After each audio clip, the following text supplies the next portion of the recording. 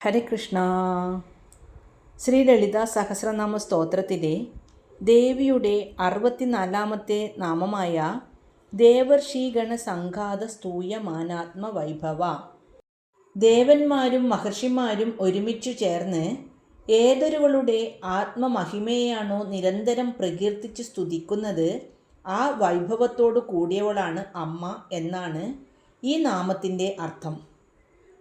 ഭണ്ഡാസുരൻ്റെ ആക്രമണത്തിൽ നിന്ന് രക്ഷ നേടാൻ ദേവന്മാരും ഋഷീശ്വരന്മാരും ഒത്തുചേർന്ന് മഹായാഗം നടത്തുകയും അതിൽ നിന്ന് ലളിതാംബിക പ്രത്യക്ഷപ്പെടുകയും ചെയ്തു.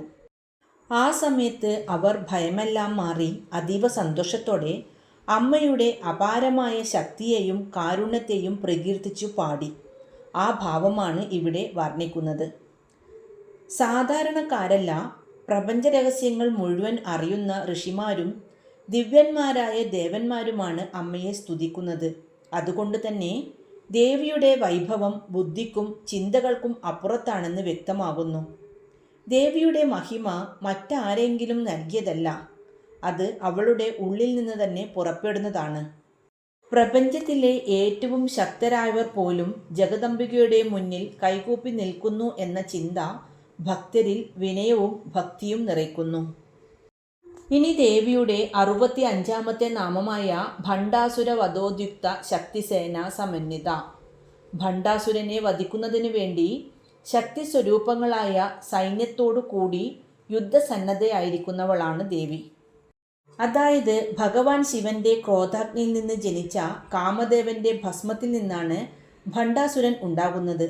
അവൻ ദേവന്മാരെ ഉപദ്രവിക്കുകയും പ്രപഞ്ചത്തിൽ അധർമ്മം നിറയ്ക്കുകയും ചെയ്തു. അവനെ വധിക്കാനാണ് ലളിതാംബിക ചിദഗ്നികുണ്ഡത്തിൽ നിന്നും അവതരിക്കുന്നത്.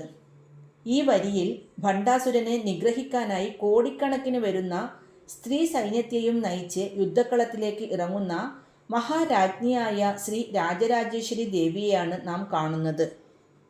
ഈ നാമത്തിൻ്റെ ആത്മീയമായ തത്വം ഇതാണ്: നമ്മുടെ ഉള്ളിലെ അജ്ഞാനം, അഹങ്കാരം, ലൗകിക സുഖങ്ങളോടുള്ള അനാവശ്യമായ മോഹം എന്നിവയാണ് ഭണ്ഡാസുരൻ. ദേവിയുടെ ശക്തിസേന എന്നത് നമ്മുടെ ഉള്ളിൽ ഉണരേണ്ട ജ്ഞാനം, ഭക്തി, വിവേകം, ധൈര്യം തുടങ്ങിയ ഉത്തമ ഗുണങ്ങളാണ്. അമ്മയെ ധ്യാനിക്കുമ്പോൾ ഈ ദിവ്യശക്തികൾ ഉണരുകയും നമ്മുടെ ഉള്ളിലെ നെഗറ്റീവ് ചിന്തകളെ പൂർണ്ണമായി നശിപ്പിക്കുകയും ചെയ്യുന്നു. ഇതുവരെ നാം കണ്ട ശാന്തവും സുന്ദരവുമായ ഭാവത്തിൽ നിന്ന് മാറി ദുഷ്ടശിക്ഷണത്തിനായി ആയുധമേന്തിയ വീരരസഭാവത്തിലേക്ക് ദേവി മാറുന്ന വരിയാണിത്. ഓം ശ്രീ മഹാദേവ്യൈ നമഃ. ഹരേ കൃഷ്ണ.